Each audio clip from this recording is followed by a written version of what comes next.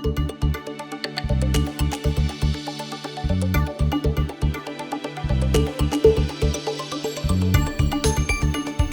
name is Matthew Ford. I'm the president of Zazu, Zazu Metals. We've got a large zinc property up in northwest Alaska.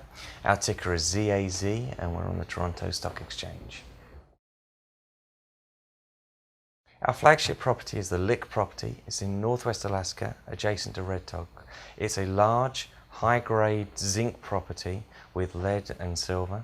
It checks all the boxes that you need for a property to become a mine. It's got its grade, it's got tonnage, it's got regional infrastructure, it's got clean metallurgy, it has local support, it has government support, and it's inside a well-capitalized, I'd like to think, well-managed company. Alaska itself is a tremendous jurisdiction to be developing a mine in. Alaska is a resource-based economy. And the important thing is that the government of Alaska recognizes it and the people of Alaska recognize that. So they've been very proactive in developing support systems for mining companies to enable them to develop their mines.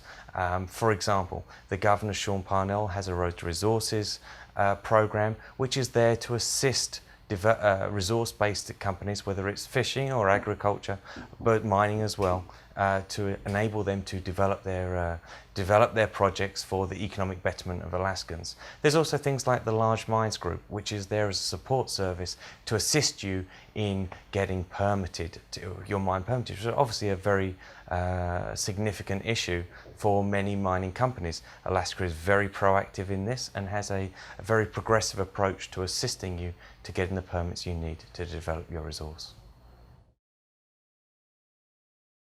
Two reasons really. One, the Lick property has a very, very good chance of getting in production. It is, as I say, it's large, it's high grade, it is a very clean metallurgy, it's got regional infrastructure that the property has access to, adjacent to the property, so it checks all the boxes for a property that needs to get into development stage. It is also in a company that is, I would like to say, very well run with tight capitalization and sufficient cash.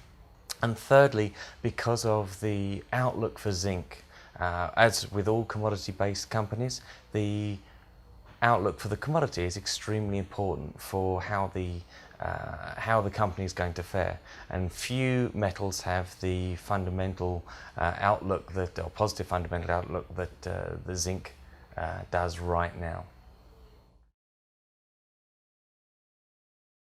The next catalyst for the property, the great thing about where we are with the Lick property is that we're just on the cusp of entering permitting. So the vast majority of work that we're doing right now is engineering focused. It's looking at things like, it's been data gathering for environmental permitting, and it's looking at the engineering studies for regional infrastructure to connect us to the existing haul road and port that's available for our use. And it's also looking at things like mine plan, mine layouts. So we're right there on getting the, crossing the T's and dotting the I's for looking at mine development and entering the permitting stage. The second big catalyst for what we're looking at with regards to Zazu Metals and why it would make a good investment is what's going on with the zinc market. We're seeing a parade of mine closures globally, which, as described by analysts within the sector as an indestructible deficit. A succession of mines are closing, which is going to mean that somewhere between 13 and 20% of the global zinc supply is essentially being removed from the market. It's a very significant deal. That is going to happen. It's already started with the first few closures in the last year or so, but there's some big closures coming in the next 18 months that are really going to put a big dent in supply.